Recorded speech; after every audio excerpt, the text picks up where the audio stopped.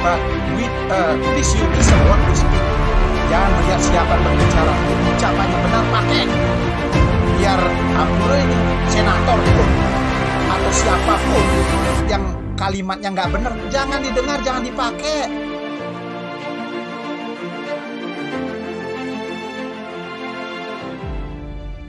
Bahwa Senator AWK mengatakan bahwa sembahyang dengan leluhur tidak akan pernah nyampe pada planet dewa. Menurut pendapat Pak Jero Gede, gimana Pak? Suksema, Pak Nyoman Sarjana, pertanyaannya coba saya jawab. Dumugi leluhur mesurya. Jadi bagi orang yang menyatakan bahwa kalau sembahyang kepada leluhur, orang itu tidak akan nyampe kepada planet dewa, hanya didikan leluhur saja. Sekali lagi saya katakan karena dia kelompok orang yang tidak paham tentang ajaran Hindu, alias itu kelompok buta kala, karena pendapat sendiri dipakai, bukan pendapat agama. Kalau pendapat ajaran agama Hindu yang benar adalah bahwa membakti kepada leluhur itu akan nyampe juga kepada kawitan nyampe kepada para dewa akan nyampe kepada Tuhan. Ini konsepnya. Kalau kepada leluhur tidak bakti, jangan mimpi nyampe baktinya kepada dewa, apalagi kepada Tuhan. Jangan dibalik-balik.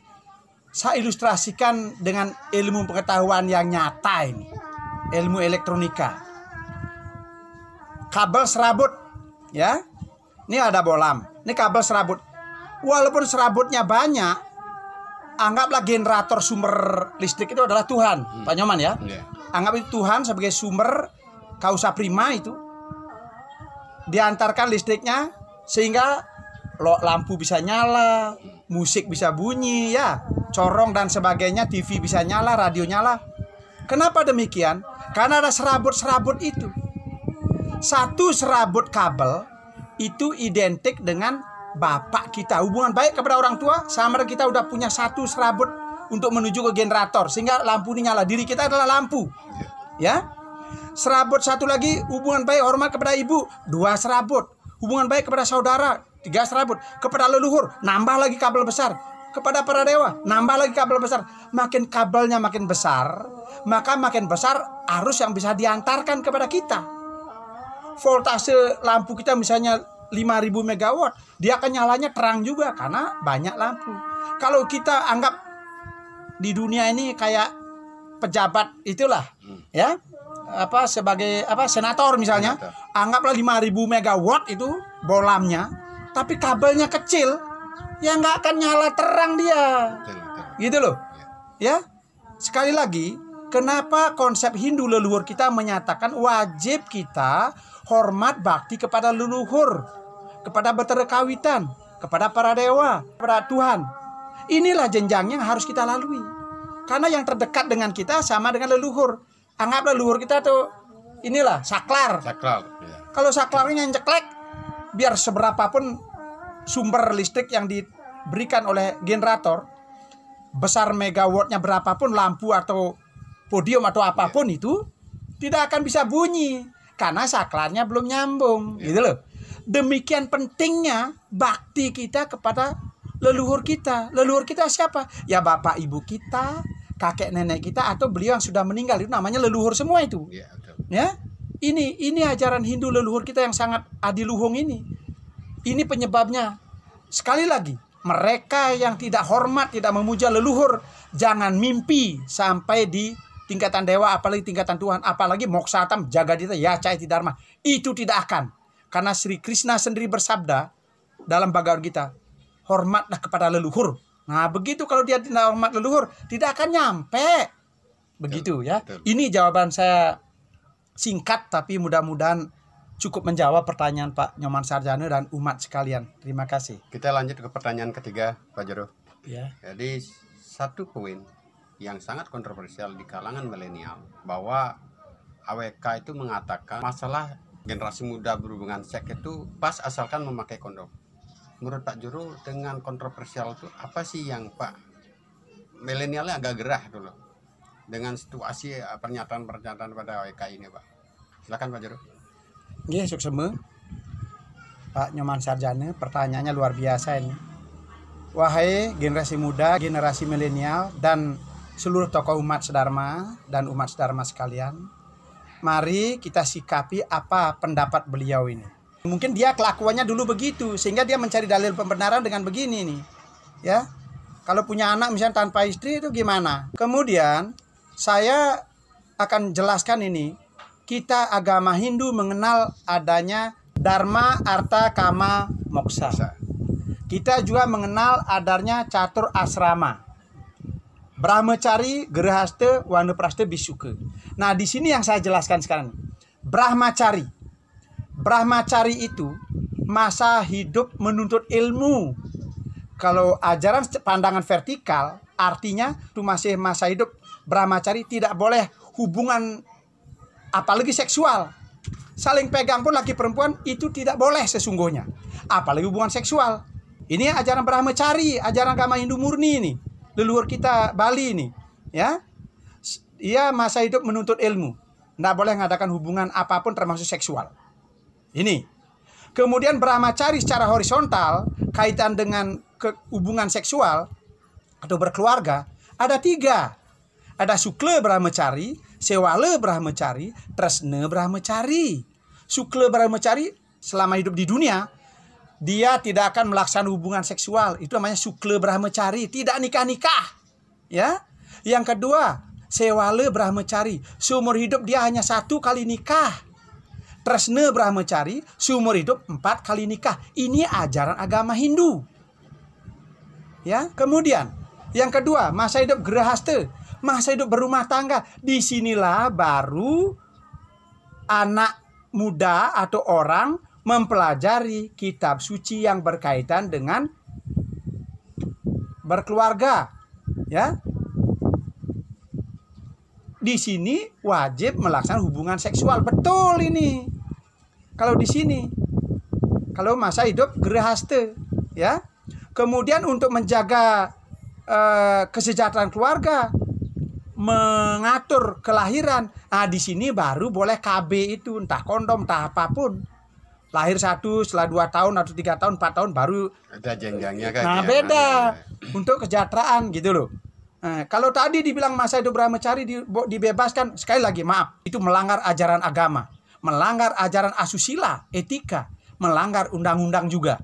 Berarti dia sebagai aparatur negara aja nggak paham tentang undang-undang negara.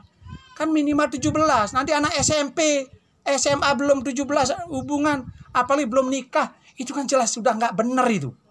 Sangat tidak mendidik jadinya. Sangat, bukan tidak mendidik lagi. Itu udah liar namanya, lebih jelek dari binatang itu.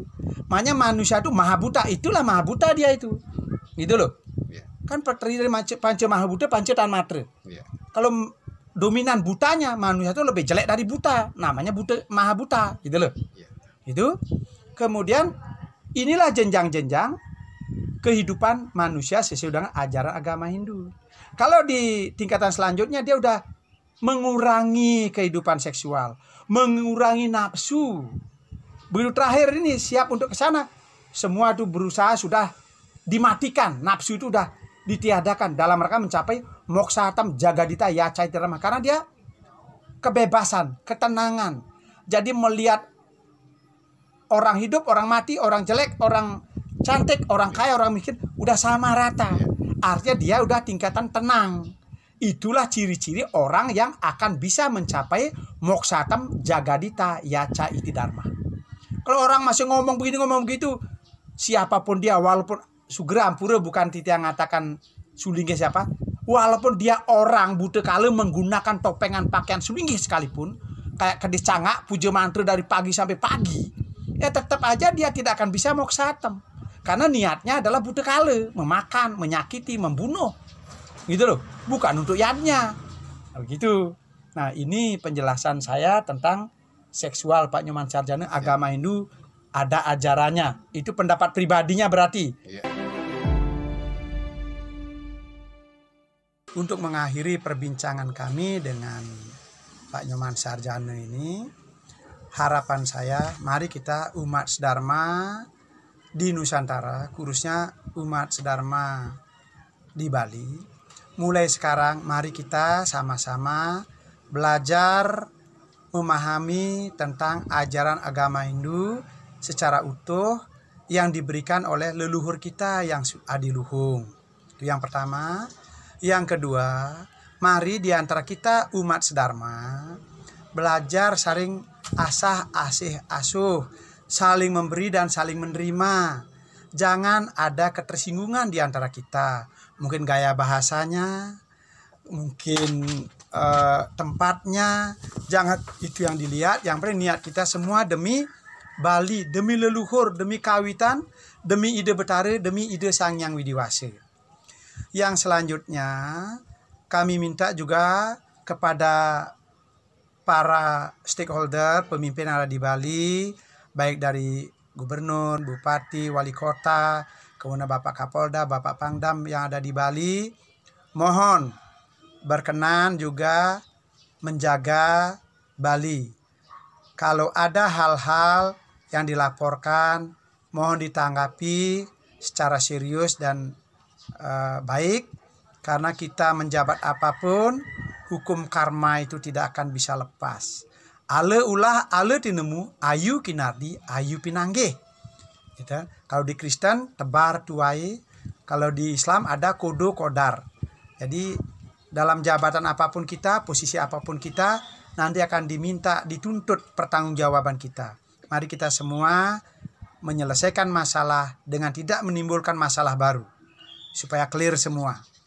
Yang selanjutnya khusus untuk Bapak AWK, sadarlah, buka hati dan pikiran Anda, berpikirlah kalau ngomong agama. Siapa yang berhak ngomong agama? Semua umat berhak ngomong agama. Tetapi yang benar, ngomong agama sesuai dengan agama itu sendiri, sesuai dengan kontekstualnya. Karena kalau salah mengambil sloka, salah menempatkan dalam kehidupan, itu salah juga jadinya. Contoh, wanita dibilang racun dunia, ada slokanya. Tapi kalau salah penempatan, semua wanita jadi marah. Karena ada juga sloka yang menyatakan wanita itu luwih, perempuan utama, gitu. Nah, ini nempatkannya di mana? Sama tadi, seksual, boleh melaksanakan hubungan seksual. Kapan? Di mana? Ya di rumah sendiri apabila sudah melaksanakan upacara pewiwahan, sudah nikah, itu boleh melaksanakan hubungan seksual. Kalau belum, tidak boleh. Ini menurut ajaran agama Hindu. Kalau dia melaksanakan, itu melanggar ajaran agama. Terus bagaimana? Kalau ketahuan, ditangkap oleh kepala desa, ditangkap oleh klien adat, ditangkap oleh pecalang, pasti diproses itu. Kalau kebetulan tidak ditangkap bagaimana? Dosa tanggung sendiri. Tetap dosa secara karma itu tetap akan kita bawa. Di dunia pun akan dapat balasannya. Kalau di dunia nggak dapat, di sana nanti full dapat balasannya. Begitu. Yang selanjutnya mari kita sama-sama juga sekali lagi berdoa agar COVID-19 ini berakhir sudah. Mudah-mudahan normal semua, seluruh alam semesta dibahagiakan, terutama yang pendapatnya agak miring-miring, kurangi itu lagi, itu ngotorin semua orang, ngotorin alam semesta, karena orang berpikir positif, gara-gara dia ngeluarkan statement yang nggak bagus, semua akhirnya jadi marah, kesel, akhirnya apapun alasnya marah itu ya nggak bagus menurut saya. Kalau menurut agama beda lagi, membunuh aja boleh. Perang Bharatayuddha justru Sri Krishna sendiri menyuruh membunuh Arjuna. Nah gitu ya. Tapi itu dalam rangka pralina, melaksanakan tugas Dewa Siwa. Atau dibunuh untuk upacara-upacara. Ayam, babi, kambing. Nah itu juga bukan ahimsa, bukan dosa. Tapi pahala juga didapat karena ngeruat dia. Gitu loh. Ya, itu yang bisa saya sampaikan. Sekali lagi, silahkan berbicara agama, tapi yang benar, yang tidak benar jangan. Kalau nggak tahu, nggak usah, lebih baik tidak usah berbicara. Saya banyak lihat di medsos, memang banyak kekeliruan yang diomongin itu.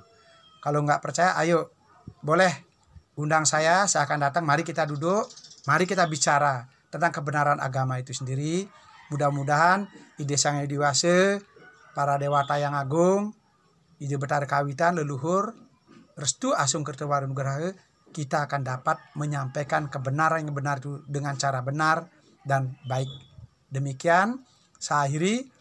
Om Santi, Santi, Santi, Om. Demikian perbincangan kami dengan tokoh agama yang ada di Kecamatan Besumbiu, ya, yaitu Desa Besumbiu juga, dengan Jero Mangku Gede, Ketut Budi Astawa, SSMSI. Terima kasih atas waktu dan tempatnya Pak Jero. Mudah-mudahan ini bermanfaat bagi masyarakat Bali untuk mengedukasi bahwa apapun yang dituangkan dalam kontroversial di medsos oleh AWK tersebut biar jadi pelajaran oleh masyarakat Bali, yaitu pada tempatnya. Jadi biar tidak ada pembiaran-pembiaran lagi kayak begini, gitu loh. Karena apa yang dikatakan tadi Pak Jero, bahwa kita berdasarkan menuju Tri Tekarana, menuju Andri Kaya Parisude.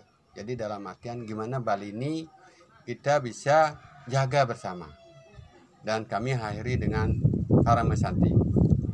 Om Santi Santi Santi Om.